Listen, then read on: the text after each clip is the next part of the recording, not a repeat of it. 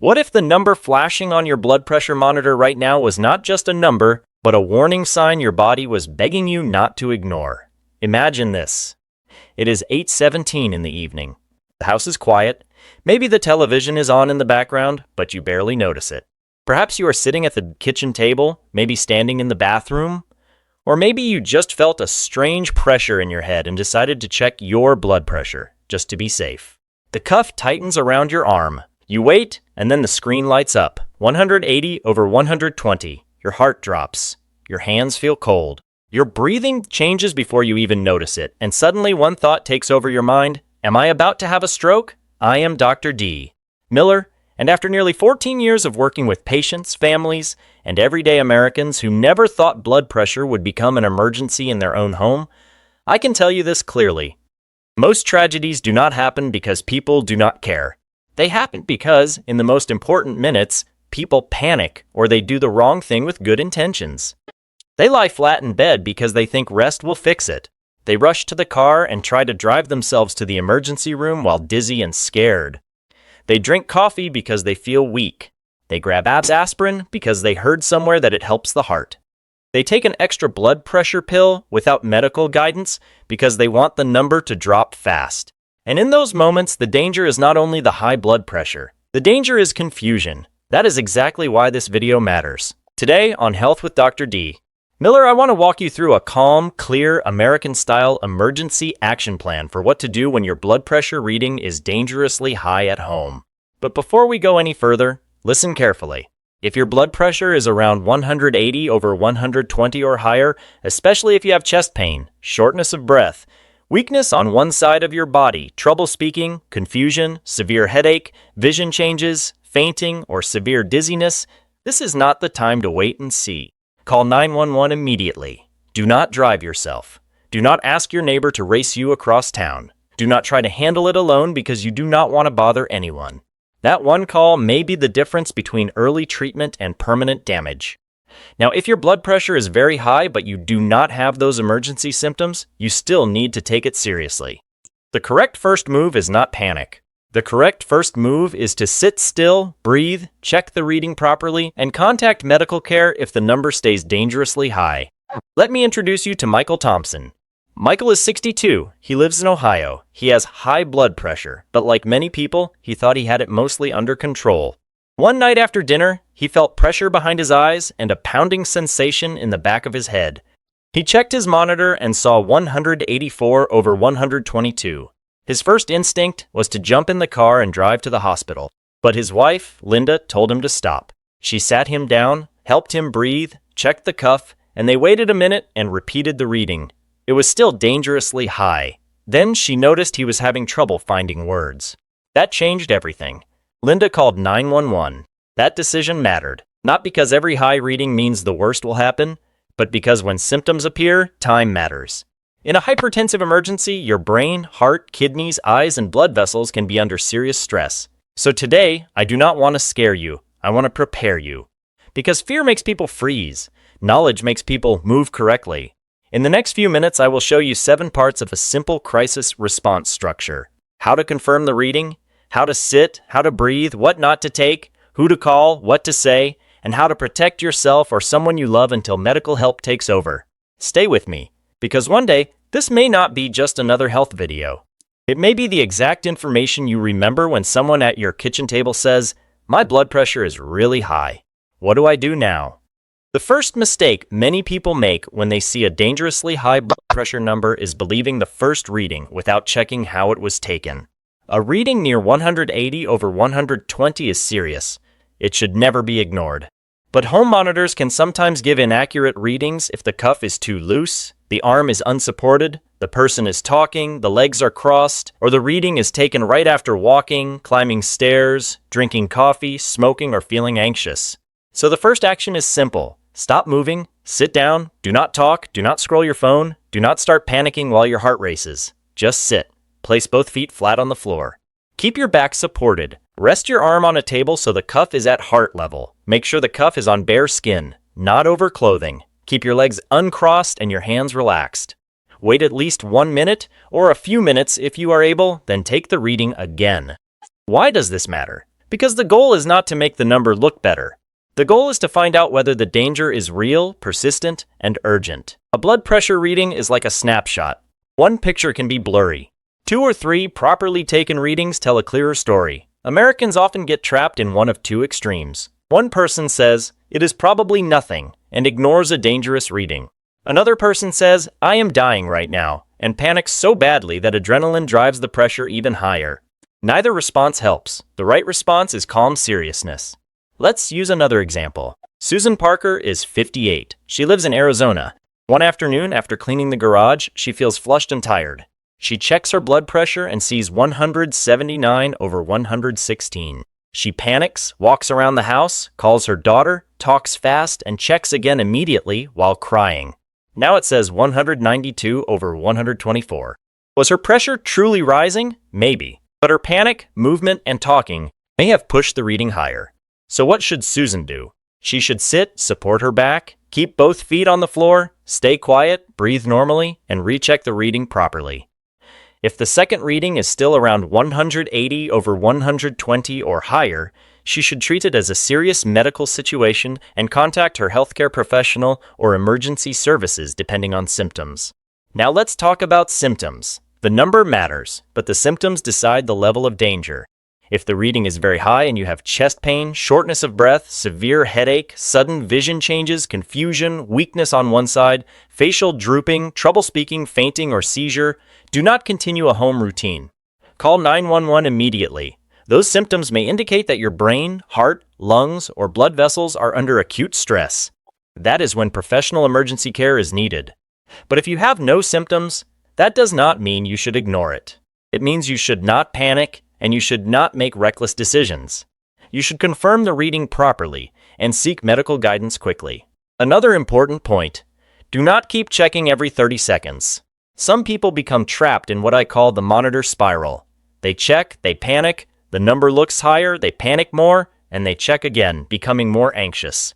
This cycle can turn a serious situation into a terrifying one. Instead, take a proper reading, wait calmly, repeat it correctly, and act based on the number and your symptoms. Here is the simple language I want you to remember.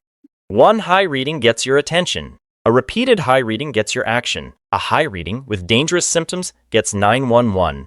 That is the foundation of the entire protocol. Once you have confirmed that the number is truly high, the next step is not to lie down flat, rush around, or argue with family members. The next step is to position your body in a way that supports circulation, reduces strain, and keeps you safe while you decide whether emergency help is needed. This is where part 3 begins. When people feel scared, dizzy, weak, or overwhelmed by a high blood pressure reading, the natural instinct is often to lie down. That sounds reasonable. After all, we have been taught that resting is the answer when we feel unwell. But during a dangerously high blood pressure episode, lying completely flat is not always the safest first move, especially if you feel pressure in your head, chest discomfort, or shortness of breath. Instead, the safest general position for many people is to be seated upright or slightly reclined, with the back supported and both feet flat on the floor. I call this the safe sitting position, not because it magically cures high blood pressure, but because it helps you stop moving, reduces panic-driven activity, supports better breathing, and lowers the chance of falling if you feel lightheaded. Here is how to do it. Sit in a sturdy chair, a couch, or a recliner. Do not sit on the edge of the bed where you might slide or lose balance. Keep your back supported, keep your head and neck relaxed. Place both feet flat on the floor. Do not cross your legs. Do not bend forward with your head between your knees. Do not pace from room to room collecting random items. Stillness matters. When your body senses danger, your nervous system may release adrenaline, your heart beats harder, your arteries tighten, your muscles tense, your breathing becomes shallow and fast. Your thoughts may race. Moving around adds more demand. Sitting still tells your body, we are not running, we are not fighting, we are stabilizing. Let me tell you a story. Robert Hayes, 67, from Michigan, once checked his blood pressure and saw 188 over 121. He felt mild chest tightness, but thought he could drive himself to the hospital. That is exactly the wrong instinct. If you have a dangerously high reading with chest pain, shortness of breath, weakness, confusion, or vision trouble, do not drive. You may lose focus. Symptoms may worsen. A stroke or heart event can affect your ability to control the vehicle. And if something happens on the road, you endanger not only yourself, but everyone around you. Call 911. Now, what if you are alone? Sit down first. Unlock your door if you can safely do so. Keep your phone within reach. Call 911 if symptoms are present. If no emergency symptoms are present, but the reading remains around 180 over 120 or higher after repeating it correctly, contact your doctor, nurse line, on-call provider, or urgent care service for instructions. Do not wait for the number to magically decrease. Do not go to sleep to escape fear. That can delay evaluation and put you at risk. While you are seated, your mind may still race, and that matters because panic can drive blood pressure even higher.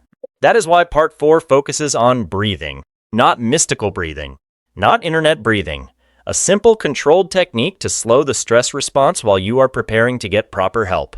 Correct breathing in this position can prevent the body from adding more pressure on your heart and brain. It can keep you calmer, make your thoughts clearer, and allow you to act responsibly in the next few critical minutes. So remember, the safe sitting position is the foundation. It is not treatment. It is safety.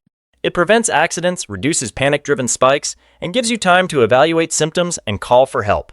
In the moments that matter, sitting upright with your back supported, feet flat, head and neck relaxed, legs uncrossed, and arms rested is the smartest first move you can make. Once you are in position, your next task is to control your breathing so that panic does not control the pressure. That is the focus of Part 4.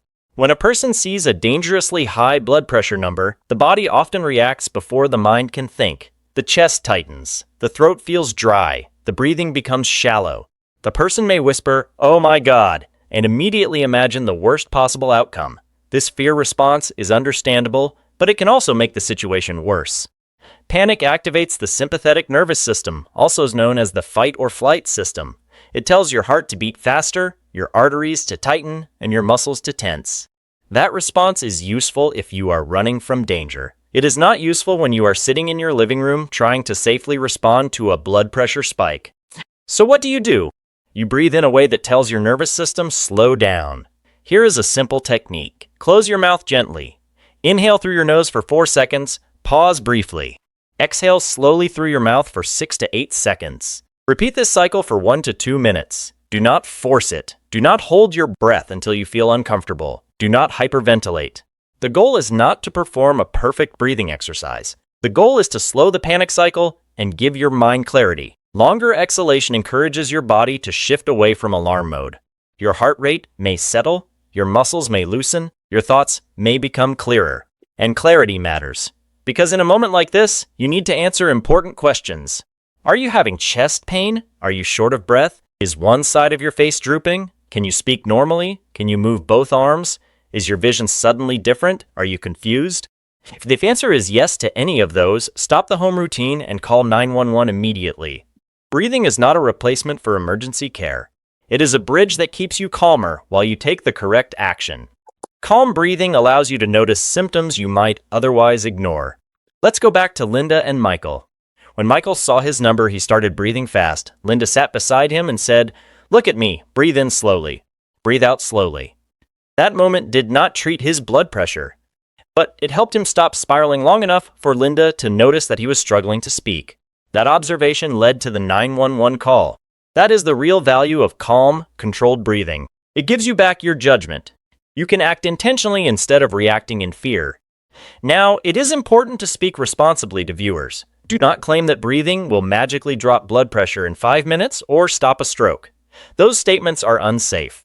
People may delay emergency care if they believe they can breathe their way out of a crisis. Instead, say, "Breathing may help reduce panic and support your body while you seek medical guidance." That is accurate, that is responsible, and it still feels powerful. Calm breathing is one of the few things you can do immediately that will help you maintain control. It helps you monitor symptoms, stay still, and be ready to act. Once you are calmer, you are ready for the next step, which is knowing exactly what not to eat, drink, or take during a high blood pressure event.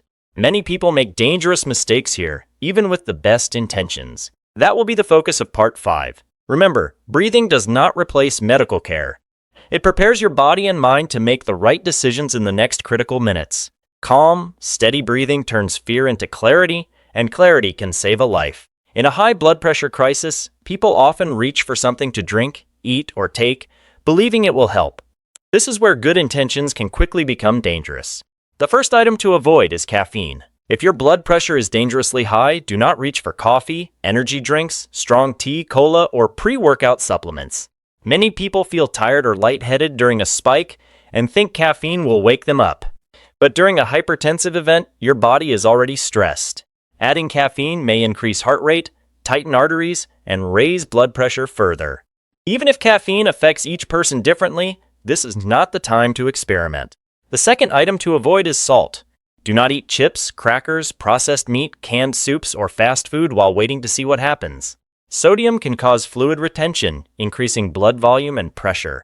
One salty snack will not instantly cause harm, but in the middle of a dangerous reading, the goal is to reduce additional stress on the system. Keep it simple. Sip plain water if your mouth is dry. Do not chug water, as sudden fluid intake can sometimes trigger nausea and strain. Do not drink alcohol, energy drinks, or herbal remedies claiming to lower blood pressure instantly. The third item is aspirin. This is one of the most misunderstood topics. Many Americans have heard that aspirin helps during a heart attack. But a dangerously high blood pressure reading is not automatically a heart attack. It may involve other risks, including bleeding in the brain. Taking aspirin at home without guidance could worsen the situation if a hemorrhagic stroke is occurring. Similarly, do not take extra blood pressure medication unless directed by a medical professional. Your regular prescription is tailored to your usual needs, not an acute spike. Doubling or tripling your dose can be dangerous. Sudden drops can reduce blood flow to the brain, heart, or kidneys, causing additional complications. When in doubt, call your healthcare provider or nurse line for guidance. Now, what about home remedies or natural cures? Some people suggest bananas, garlic, vinegar, lemon water, cinnamon, or cucumber juice. These foods may support long-term heart health as part of a balanced diet, but none of them is a safe emergency treatment for dangerously high blood pressure. Using them as a substitute for professional evaluation is risky. This is not fear-mongering, it is about being responsible. A responsible video or guide can be engaging without exaggeration. A clear message is simple. Healthy habits matter before the crisis, and medical care matters during the crisis. Let's illustrate with a story. Angela Brooks, 55, from Georgia, checks her blood pressure one evening and sees 186/119. She has no chest pain, no weakness, no trouble speaking. Her sister, trying to help, tells her to take 2 extra pills and chew aspirin. That advice may sound helpful, but it is not safe.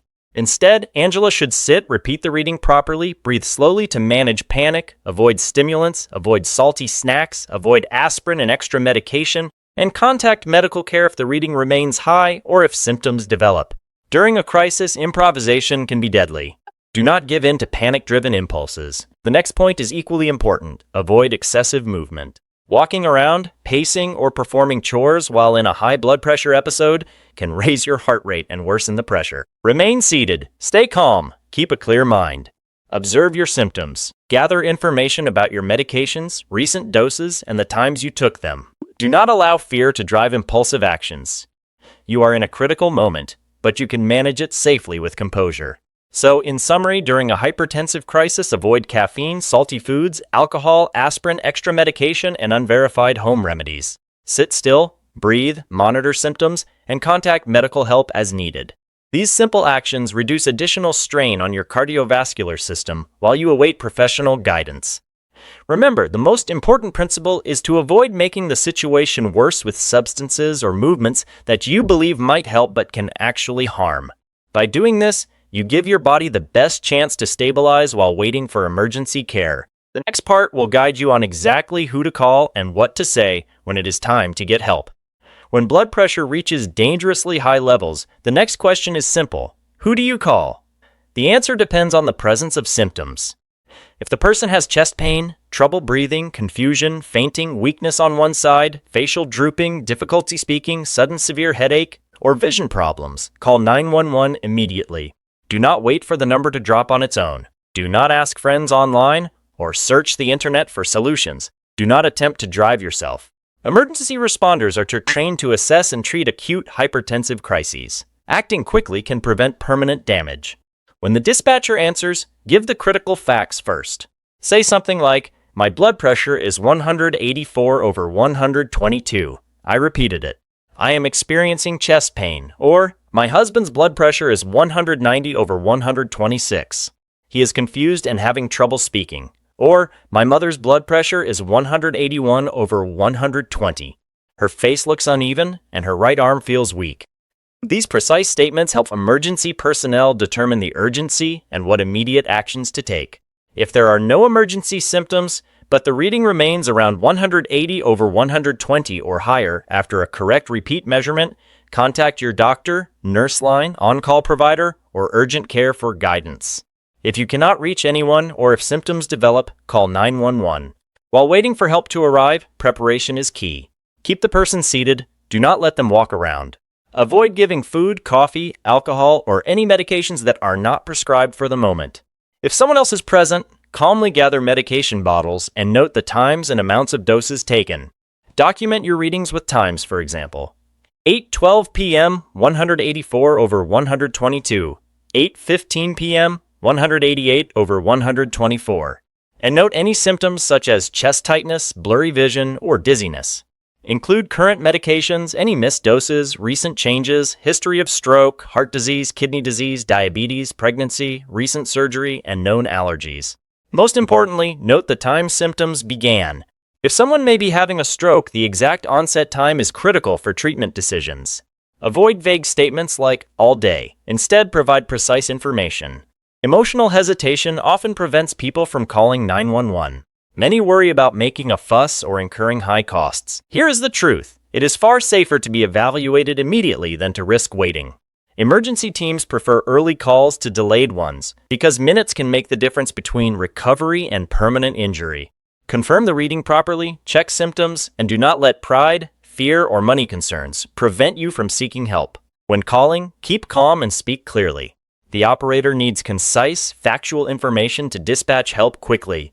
Remember, calling 911 promptly does not mean you failed. It means you are protecting yourself or someone you love. While you wait, continue seated, breathe slowly, and avoid actions that can increase heart rate or pressure. Document everything clearly. Observing symptoms while seated and calm can provide valuable information to responders and may save precious minutes. This preparation, combined with the actions in the previous steps, ensures that when professional help arrives, you or your loved one is in the best possible condition to receive safe and effective treatment. Knowing what to say, who to call, and how to act while waiting is as crucial as the emergency itself. This step transforms fear into measured action, giving control to those involved and potentially saving a life. Next, we will recap all 5 critical steps, show a real-life scenario, and close with a clear reminder and call to action for our viewers on health with Dr. D. Miller. Let's bring everything together. If your blood pressure monitor shows a dangerously high number, especially around 180 over 120 or higher, do not let fear take control of the next few minutes. Remember the plan. First, stop moving and sit down. Second, repeat the reading properly. Third, check for emergency symptoms. Fourth, breathe slowly so panic does not make the situation worse. Fifth, avoid dangerous mistakes such as caffeine, salty foods, alcohol, random aspirin, or extra medication without medical guidance. And most importantly, if you experience symptoms like chest pain, shortness of breath, confusion, weakness, trouble speaking, vision changes, fainting, seizure, or sudden severe headache, call 911 immediately.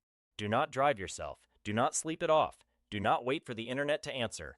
Call. That is the line every viewer should remember. A repeated dangerously high reading deserves action. A dangerously high reading with symptoms demands 911. Picture this. It is a Sunday afternoon in a small house in Pennsylvania. Karen notices her husband, James, sitting quietly in the recliner. He says he has a strange headache and cannot focus. She checks his blood pressure. It reads 189 over 123. The old Karen might have said, "Lie down for a while." The old James might have said, "I'm fine. Don't make a fuss."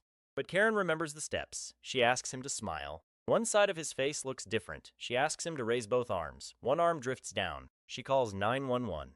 She tells the dispatcher the blood pressure numbers, symptoms, and the time they first noticed changes. That is not panic. That is protection. That is what health education is supposed to do. It does not make people afraid of their bodies. It teaches them how to listen before the body has to scream. High blood pressure is often silent for years. It may not announce itself with pain. It may not give dramatic warnings, But when numbers climb into a dangerous range, especially with symptoms, your response matters. Not tomorrow, not next week, in that moment. Now let me speak directly to you. If you live alone, write this plan down and keep it near your blood pressure monitor. If your parents are over 60, send this video to them. If your spouse takes blood pressure medication, watch this together. If you have a family group chat, share this message before anyone needs it. The worst time to learn an emergency plan is during the emergency. I am Dr. D. Miller, and after nearly 14 years helping patients understand their bodies, I believe one thing deeply: the right information, delivered at the right time, can protect a life. Not because information replaces doctors, it does not, but because information helps ordinary people make the right call before it is too late. So here is your final reminder. Do not fear the monitor. Respect it. Do not obsess over one number. Confirm it. Do not ignore symptoms. Act on them. Do not try to be tough. Be smart. And when the signs point to danger, call for help. If this video helped you understand what to do during a blood pressure scare, subscribe to Health with Dr. D. Miller. Share it with someone you love, because this is the kind of information people usually wish they had heard earlier. Take care of your heart. Take care of your family. And remember, when pressure rises, panic is not the plan. Prepared action is. I am Dr. D. Miller. I will see you in the next video.